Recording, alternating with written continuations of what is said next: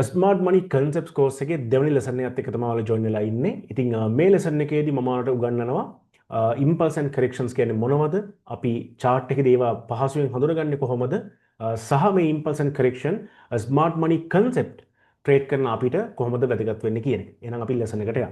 හරි. එහෙනම් අපි දැනගමු ඉම්පල්ස් එකක් කියන්නේ මොකක්ද කියලා. මම නිකන් සරලව ඔයාලට කියලා දෙන්නකෝ ඉම්පල්ස් එකක් කියන්නේ මොකක්ද කියන එකේ ඩෙෆිනිෂන් එක. ඉම්පල්ස් එකක් කියලා කියන්නේ powerful rapid price movement in a single direction. ඕක තමයි සරල අර්ථ දැක්වීම. ඒ කියන්නේ මම පොඩක් පැහැදිලි කරන්නම් මේක. හරිද? ඒ කියන්නේ මාකට් එකකට මූව් වෙන්න පුළුවන් ඩිරෙක්ෂන්ස් තියෙන කීපයයිනේ. එකක් තමයි මාකට් එකක් වෙන්න පුළුවන් අප් වෙන්න පුළුවන්. එහෙම නැත්නම් මාකට් එක ඩවුන් වෙන්න පුළුවන්. එහෙම නැත්නම් මාකට් එක දිශාව වෙනස් නොකර සයිඩ් වේස් යන්න පුළුවන්. ඉතින් මේ වගේ මාකට් එකක අපි දකිනවා නම් හරිද? මොකක් හරි මාකට් එක ප්‍රයිසස් ඉතාමත් වේගෙන් අප් වෙලා එහෙම නැත්නම් ඉතාමත් වේගෙන් ඩවුන් වෙලා අපි කියනවා අන්න ඒ වගේ තැන් වලට මොනවා වෙලා කියලාද? ඉම්පල්ස් එකක් කියලා. මොකද්ද අපි කියන්නේ? ඉම්පල්ස් එකක් කියලා. එහෙනම් හරිම සරලයි powerful rapid price movements වලට තමයි අපි කියන්නේ ඉම්පල්ස් එකක් කියලා. හරිද? ඉතින් මේ වගේ ඉම්පල්ස් එකක් අපිට හොයාගන්න ඕනේ. දැන් charts වලට ගිහින් අපිට හොයාගන්න එපා. ඒ හින්දා මම කාරණා කීපයක් වලට පැහැදිලි කරනවා කොහොමද මෙහෙම ඉම්පල්ස් එකක් අපිට හොයාගන්න පුළුවන් වෙන්නේ කියලා. හරිද? පළවෙනි එක large candles indicates concentrated buying or selling pressure. ඉතින් මේ large candles වල දකිනවා ඉතාමත් large candles හැදෙනවා. ඉතින් මේ large candle එකක් කියන්නේම ඒ කියන්නේ ඊට පසුව ඒ කියන්නේ ඊට පෙර තියෙන candles වලට සාපේක්ෂව ඉතා විශාල candle එකක් හැදෙනවා කියන්නේම එතන තියෙන impulsive move එකක්. powerful and rapid price movement යන එහෙනම් අනිවාර්යයෙන් impulse එකක්. එහෙනම් අපි මේ වගේ example එකකට ගිහින් බලමු. දැන් මේ අපි ඉන්නේ SCI කියන coin එකේ. ඉතින් ඔයාලට පේනවා මේ SCI කියන coin එකේදී මෙන්න මේ candle එක දිහා බලන්නකො. මේ candle එක rapid movement එකක් දීලා තියෙනවනේ. මේ ඉතාමත් වේගෙන් පහළට rapid movement එකක් දීලා තියෙනවා. හරිද? ඒ කියන්නේ අනිත් සාපේක්ෂ candles වලට සාපේක්ෂව මේ candle එකේ size එක ලොකුයි. එයා ගියපු දුර ප්‍රමාණය ඉතාමත් වැඩි. තේරෙනව නේද? ඉතින් අපට මේ සිංගල් කැනල් එකකිනුත් ඉම්පල්ස් එකක් අපිට තේරුම් ගන්න පුළුවන්. එහෙනම් මේ මාකට් එකේදී මෙච්චර වේගෙන් හරිද? එයා මොකද්ද කරලා තියෙන්නේ? ලොකු සෙලින් ප්‍රෙෂර් එකක් පෙන්නලා තියෙනවා. ඉතින් අපිට දැනගන්න පුළුවන් ඒ කියන්නේ මේ කියන්නේ එක්කෝ ඒ කියන්නේ ස්මාර්ට් මනි ලගේ. ඒ කියන්නේ දැන් මෙතනදී අපි කතා කරන්නේ ස්මාර්ට් මනි කන්සෙප්ට්ස් නේ. එහෙනම් අනිත් පරිබාහිර හේතු කාරණා මම මෙතනින් අයින් කරලා දානවා. එක හේතුවක් නෙමෙයි හේතු කරනාවක් තියෙනවා. නමුත් මේ වෙලාවේ ස්මාර්ට් මනි කන්සෙප්ට්ස් කියන කෝස් එකට අදාළව කතා කරන්න ඕනේ හින්දා මං ප්‍රධානම හේතුව කියන අපිට තේරෙන කියන අපිට ගෝචරව අපිට අපි දාගෙන ඉන්න ෆ්‍රේම් එකට සාපේක්ෂව මෙතන තියෙන හේතුව අපි ගන්නේ මොකද්ද? ඒ කියන්නේ ස්මාර්ට් සෙලර්ස්ලා ගොඩාක් මොකද්ද වෙලා තියෙන සෙල් කරලා තියෙනවා කියන එක. එහෙනම් අපිට හොඳ ඉම්පල්ස් එකක් මෙතන ක්‍රියේට් වෙලා තියෙනවා. මොකද්ද? සෙලින් ඉම්පල්ස් නැත්තම් බෙයාරිෂ් ඉම්පල්ස් එකක්. හරිද? ඔන්න ඔය එක ක්‍රමයක් තමයි මොකද්ද? large candles වලින් අපිට බලා ගන්න පුළුවන් impulses. හරිද? දැන් මේ හරිය බලන්න. මේ හරිය බලන්න. මේ බලන්න. මෙතන ඔයාලට පේනවා මේ අනිත් candles වලට සාපේක්ෂව large candles හදලා තියෙනවා. එහෙනම් මේවා මොනවද? impulses. impulses. powerful and rapid price movements. මේවා මොනවද? මේ අනිත් candles වලට සාපේක්ෂව මේ single candles හැබැයි ඒවා ඉතාමත් ලොකුයි. එහෙනම් මොනවද මේ? impulses. ඔයාලට පේනවා මෙතනත් මේ impulses. මේකත් එහෙමයි මේවට සාපේක්ෂව මෙයා ලොකුයිනේ. හරිද? අන්න එහෙමයි. ඉතින් මේ මම ඔය කිව්වේ එක ක්‍රමයක් විතරයි එක ක්‍රමයක් විතරයි. තේරෙනව නේද? හරි. එහෙනම් ඊළඟට බලමු. A strong displacement. Price moves significantly within minimal overlap or retracement. හරිද? ඒ කියන්නේ අර large candle වල දැක්ක දෙයම තමයි the price moves significantly with minimal overlap of retracement. ඒ කියන්නේ මෙහෙමයි. රිට්‍රේස්මන්ට් එක තිබ්බට කමක් නැහැ කියලායි කියන්නේ. හරිද? අපි මේ වගේ තැනකට යන්න. දැන් ලාර්ජ් කැනල්ස් ගත්තොත් එක කැනල් එකෙන් මේ අවුටර් ගිහින් තියෙනවනේ. එක්ක පහළට ගිහින් තියෙනවනේ. සමහර වෙලාවට එක කැනල් එකෙන් මෙහෙම යන්නේ නැහැ. කලෙක්ටිව්ලි කැනල්ස් කීපකින් අපිට මූවමන්ට් ලොකු ඩිස්ප්ලේස්මන්ට් එකක් පේනවා. පොඩි රිට්‍රේස්මන්ට් තියෙනවා. අපි මේ වගේ එක්සැම්පල් එකක් ගිහින් බලමු. හරි. හරිම සරලයි. මේ තියෙන්නේ. දැන් ඔයාලට පේනවා දැන් මෙන්න මේ මෙතන ඉඳන් මේ ප්‍රයිස් මෙන්න මෙතෙන් අප් වෙලා තියෙනවනේ. මේ ප්‍රයිස් මේ අප් වෙලා තියෙන මේ සිංගල් කැනල්ස් කීපින් මේ මෙන්න මේ කැනල් එක අප් කරලා තියෙනවා. මෙන්න මේ කැනල් එක අප් කරලා තියෙනවා.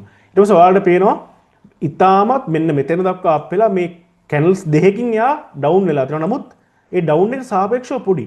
ආයෙත් හොඳට අප් වෙලා තියෙනවා. ඉතින් අපිට මෙන්න මේ මූවමන්ට් එකම මෙන්න මෙතන ඉඳන් මෙතෙන්න වෙච්ච සම්පූර්ණ මූවමන්ට් එකම අපිට ගන්න පුළුවන් ලාර්ජ් ඉම්පල්ස් එකක් විදිහට. මොකද්ද? මේ මූවමන්ට් එකම අපිට ගන්න පුළුවන් ඉම්පල්ස් එක. ඒකට හේතුව ඇයි? අර කිව්ව දෙවෙනි කාරණේ. සිංගල් කැනල් නෙමේ මොනවද ලොකු ඩිස්ප්ලේස්මන්ට්ස් අර ටයිනි රිට්‍රේස්මන්ට් ඇතුළු. ටයිනි රිස්පෙන්ඩ් අන්න ඒ වගේ කතාවක් තමයි. මෙන්න මේකත් අපිට ඉම්පල්ස් එකක් විතර ගන්න පුළුවන්. වලට පේනවා මේ ලාර්ජ් ඩිස්ප්ලේස්මන්ට් එකක් වෙලා තියෙනවා. බුලිෂ් කැනල් එකක්වත් හදන්නේ නැතුව. බුලිෂ් කැනල් එකක්වත් හදන්නේ නැතුව. එහෙනම් මට මේක ගන්න පුළුවන් ඉම්පල්ස් එකක් විදියට. ඉතින් ඉම්පල්ස් වර්ග දෙකයි. අපි මේක අප් වෙන ඒවට කියනවා බුලිෂ් ඉම්පල්ස්. ඩවුන් වෙන ඒවට කියනවා අපි බෙයාරිෂ් ඉම්පල්ස්. හරිද? හරි සරලයි. එහෙනම් ඔන්න අපි දෙවෙනි ක්‍රමෙත් දැනගත්තා. පළවෙනි එක තමයි large candles, දෙවෙනි එක තමයි large displacements with tiny retracements. ඊටමත් කුඩා retracements. හරිද? එහෙනම් අපි යන් තුන්වෙනි එකට. හරි. එහෙනම් අපි දැනගත්තා strong displacement. අපි තුන්වෙනි කාරණයට යන් break of structures. ඊට පස්සේ තියෙනවා fair value gaps. ඉතින් මේ කාරණා දෙක ඔයාලට කියන break of structure සහ fair value gaps එක කොහොමද ඉම්පල්ස් එකක් තීරණය කරන්න කියන එක අපි break of structure පාඩමේදී ඔයාලට ඉන්ක්ලූඩ් කරලා තියෙනවා. ඒ කියන්නේ හරිම සරලයි. ඉතින් break of structure එකක් වෙනවා කියන්නේ එතන තියෙන ඉම්පල්ස් එකක් කියන එක අපි ගන්නවා. මොකද break of structure එකක් impulsively කඩන්නත් පුළුවන්, break of structure එකක් වෙන්නත් පුළුවන්, නැති වෙන්නත් පුළුවන්. අපි ඒක BOS කියන සහ fair value gap කියන පාඩම් දෙකේදී අපි ඒක ඉන්ක්ලූඩ් කරලා තියෙනවා. එහෙනම් දැනට ඔයාලා දැනගන්න ඕනේ මෙන්න මෙච්චරයි කාරණේ මොකද්ද? large candles නැත්නම් strong displacements ඉතාමත් වේගවත් පොඩි retracement පොඩි ප්‍රතිවිරුද්ධ දිශාවලට move වෙවි ඉතාමත් වේගෙන් යන ඒවට price movements වලට අපි කියනවා impulses කියලා. හරි සරලයි. හරිද? ඉතින් මේවා practically ඔයාලට මේවා combine කරලා උගන්වද්දී සහ අපි සමහර lessons එකේ break of structure, fair value gap වගේ ගෙනේ lessons ඇතුලේ ඔයාලට තව මේකේ in depth හදාරන්න පුළුවන්. ඉතින් මේවා හරිම සරල කතන්දර. ඉතින් මහා ලොකුට මේක ඉදවන්නේ ඉම්පල්ස් එකක් කියන හරි සරලයි. මම අර හැමතිස්සම කියනවා powerful rapid price movement එකක්. හරිද? අපි යන් ඊළඟ එකට. හරි. ඉතින් අපි දැනගන්න ඕනේ දැන් correction එකක් කියන්නේ මොකක්ද කියලා. ඉතින් correction එකක් කියලා කියන්නේ හරිම සරලයි. also known as a retracement. දැන් මම කියවන retracement. ඒ කියන්නේ මේ correction එකක් කියන එකට සමාන වචන කීපයක් තියෙනවා. correction එකක්. ඒ කියන්නේ impulse එකේ ප්‍රතිවිරුද්ධත්වය. ඒකට අපි retracement එකක් කියලා කියන්නේ එහෙම නැත්නම් pull back එකක් කියලාත් කියනවා. හරිද? ඒව මතක තියෙන්නේ. is a slower a smaller price movements. දැන් අරකට ප්‍රතිවිරුද්ධයිනේ.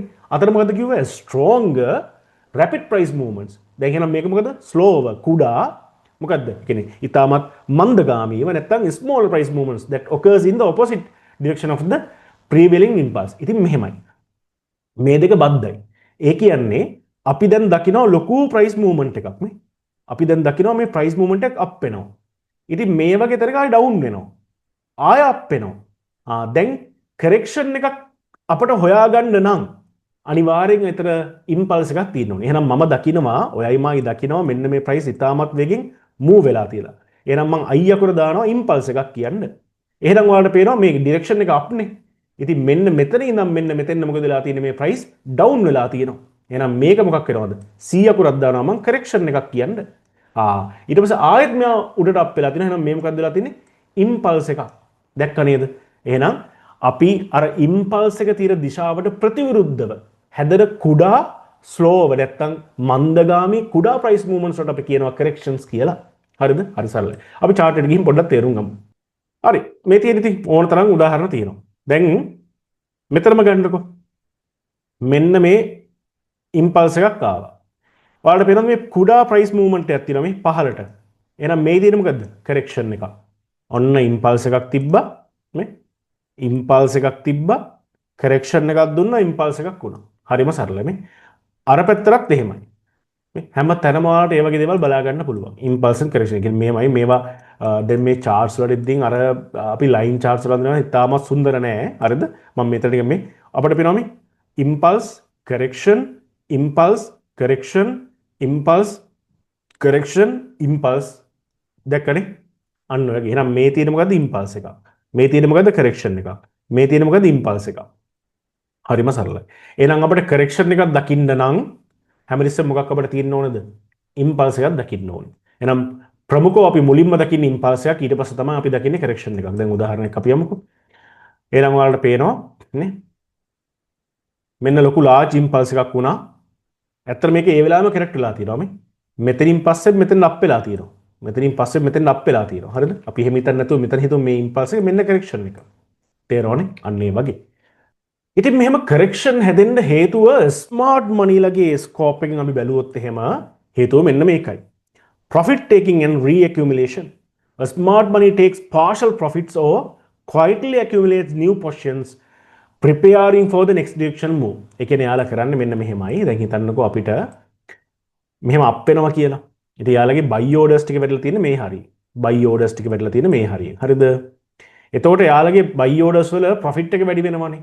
යාලා මෙතනින් මොකද කරන්නේ? profit එකක් එළියට අදිනවා. මෙයාලා එළියට මොකක්ද අදින්නේ? profit එකක් ගන්නවා. profit එකක් ගත්තාම ඒ කියන්නේ ඇත්තට මෙයාලා sell කරන්න එපා එතකොට. ඒතර මාකට් එක මොකද වෙන්නේ? මෙන්න මෙහෙම වැටෙනවා. හරිද? ඊට පස්සේ ආයෙ මොකද මෙයාලා කරන්නේ? ආයෙත් මෙයාලා මොකද කරන්නේ? මෙතනින් ආයෙ මේ වැටෙන price වලින් ආයෙ buy කරනවා මෙයාලා. ඊට පස්සේ අපට ආයෙ පේන්න පටන් ගන්නවා. අන්න ආයෙත් impulsive moves එනවා. එහෙනම් මෙන්න මෙහෙම impulse එකක් ඇති වෙන්නේ අර smart money අපි ඔක් කතා කරා AMD accumulation manipulation distribution කරලා මේ distribution phase එක තමයි මේ තියෙන්නේ. එහෙනම් ඔන්න ආයෙ මොකක්ද වෙන්නේ? accumulation phase එකක් එනවා අපිට පේනවා. ඇයි partial profit take කරන්න පුළුවන්. ඊට පස්සේ යාලා තවදුරටත් ඒ partial profit take කරනවා buy කරන්න පුළුවන් fair price වලින්. ආයෙ market එක move වෙනවා. හරිද? එහෙනම් මම හිතන්නේ ඒ කාරණේ හොඳට තේරුණා. ඊළඟට filling imbalances. Price retrace to fill inefficiencies. Fair value gaps or retest important order blocks balance in the market. ඉතින් සමහර ලාවට මේ market එක balance වෙන්න. හරිද? අපි ඔය ඉස්සරහට හොඳට කතා කරනවා fair value gap සම්බන්ධයෙන් තියලා.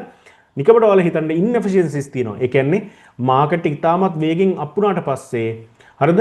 මේ වගේ තැන්වල imbalance එකක් ඇති වෙනවා. ඉතින් ඒවා fill කරන්න market මොකද වෙන්නේ? පහළට ඇවිල්ලා ආය අප් වෙනවා කියන එකයි ඔය කියන්නේ සරලව. හරිද? Liquidity building. This phase allows new liquidity build up in the market before the next significant impulse move initiated. කියන්නේ ඇත්තනේ.